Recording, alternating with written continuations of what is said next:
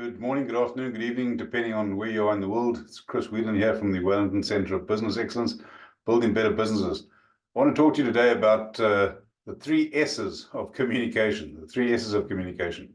And this is something that came up last week in a conversation with 5 of my clients, 5 business owners and managers. I asked them, what are you going to focus on next week, the week coming up? And what is it you're going to commit to getting done? And pretty much everyone said communication is important. Now, that wasn't what I was asking them. What I was asking them what KPIs they were going to use and what they were going to measure and how they were going to do it. But it was interesting because all of them responded that communication in their business is massively important. And of course, we know that it is. What were they actually saying, though? Behind the scenes, they were looking at how do they get their teams to do what they want them to do? How do they get better profitability? How do they get better productivity out of their teams? How do they make sure that their customers know what they're offering the market? How do they know that if they're adjusting stuff, their customers, their prospects know it?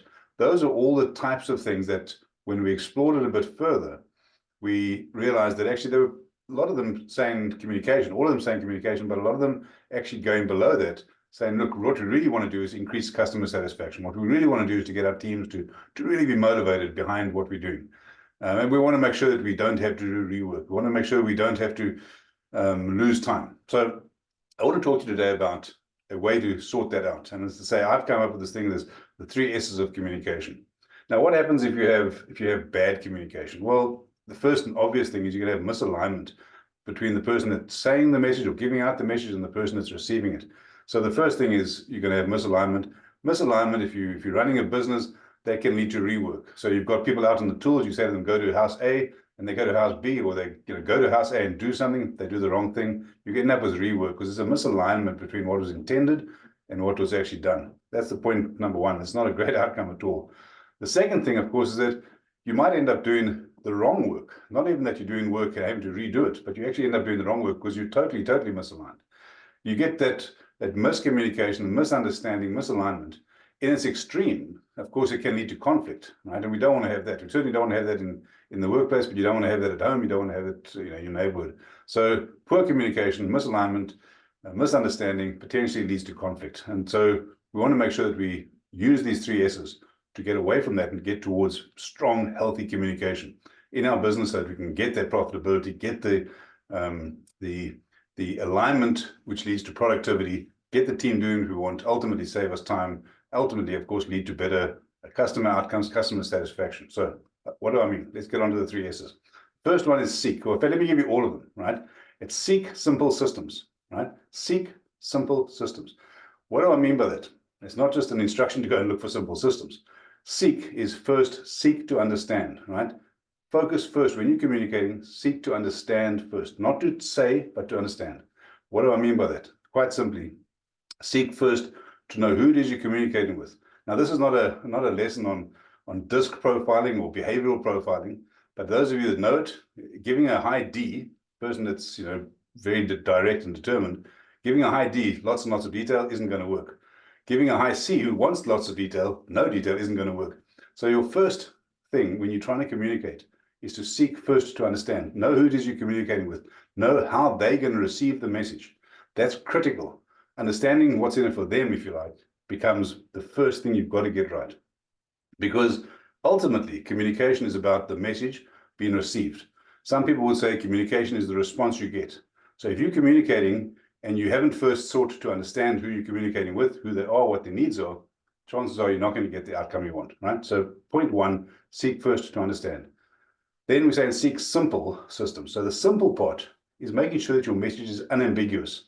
If you need to, if it's important enough to you. So the role of a leader, if you're a leader in business, and all of us are involved in leadership in some way, right? If you're a leader in business, make sure that you're articulating what you want to do. Sometimes you might need to repeat it, right? Test it out, test and measure it out. Get alongside a coach, get alongside a mentor. I'll give you a personal example. When in one of my former jobs, I had to do advocacy. I was doing advocacy for business organizations. And so an absolutely critical thing there, got together with my communications expert every single month. Now I would, this is a self-reference, right? I would go along and I'd say to her, this is what I want to say. This is how I'm going to say it. And she would listen and she'd go, yep, okay. Let's think about this. Chris, let's test that. How will that land with the people you're trying to communicate with? And 9 times out of 10, 9.5 times out of 10, she would adjust it, she would correct it, I'd go away, I'd think about it, and she was right. Right. So my initial response was to say, this is how we're going to do it. But fortunately, I was, I suppose, lucky enough, wise enough, whatever you want to call it, to seek counsel. And through that counsel, we tested it, we measured it. She said, look, what you're going to say now is not going to work. What you're going to communicate is not going to work. And it's not going to work for these reasons. So keep it simple, right? Seek counsel, test and measure it, and then adjust it. So that takes me to the third point. The testing and measuring thing is a key. Seek simple systems. Testing and measuring is about systems, right? When you want better productivity, you want better outcomes, you want your team to do what you want them to do, you want to save your time, you want to have great customer satisfaction, why not systemize your communication? You've got accounting systems, you've got finance, accounting and finance systems, you've got HR, you've got IT systems. Why not have good systems for communication? So you want to get your team to do things better, you want to train your team in your way. Why not say, every week we'll use a weekly cadence of one-to-one meetings. To do that, we'll use the Lions spreadsheet. So Lions sheet is about what happened. So the acronym is last week, what issues did you come up with, what opportunities are there, what are we going to do next week, what successes are we celebrating, right? That's a great little system for making sure that your team does the right thing. It also saves you time, because instead of having to talk to people all the way through the week and losing to get distracted, you can say, bring it to the meeting, right? So there's a communication, a cadence of communication you can do there. Now there's heaps and heaps below that. I'm giving you the high level thing, right? So why not use simple communication systems with your team? If you want to communicate with your customers and your prospects, which you said certainly is a key for a lot of my clients, why not actually have a cadence again of I want to communicate on a monthly basis, a weekly basis, a quarterly basis, whatever it is. I'll give you an example in that space. Someone I was chatting with recently has a database, several hundred people on the database, past and present customers. So I asked them, well, when last have you communicated with them? Oh, we don't. Why don't you? Well, because we don't work with them anymore. Well, hang on, some of them are current customers and some of them are past customers. Second question, what have you done recently that's changed your business? Well, we're really concerned about where the state of the economy is, so we're going to adjust our prices because we want to make sure that we can support our customers. Oh, do they know that?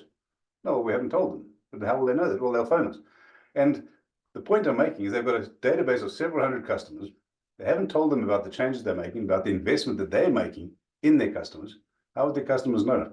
And if you'll forgive the analogy, that's like winking in the dark at someone you really, really like, right? The room's dark, you're with your significant other, and you wink at them because you really want to convey to them that you like them. It's dark, no one sees it. If you communicate and only you know about it, you're not communicating with anyone, right? The person doesn't know about it. So the issue of systems is about knowing who you're communicating with, when you're communicating, what you're communicating. And of course, you can then apply the other things to it. You can apply the fact that it needs to be in their language in ways that they understand. So let me just reiterate that. Poor communication, you're going to get bad outcomes, obviously. Good communication, you can avoid the misalignment, you can get proper alignment, improve your productivity of teams, improve your profitability because your customers are satisfied. There's a whole range of positive things. And the way to do it, seek simple systems. If any of this resonates with you, right, I'm absolutely happy. Jump on the calendar link is in my calendar link is in the description. Jump on it. Let's see if there's something that we can do together. Let's see if there's some way that you can apply this in your business. And if there is, happy to share it with you and happy to keep the conversation going. In the meantime, have a fantastic week and all the very best. Yours in communication and success. Cheers. Bye-bye.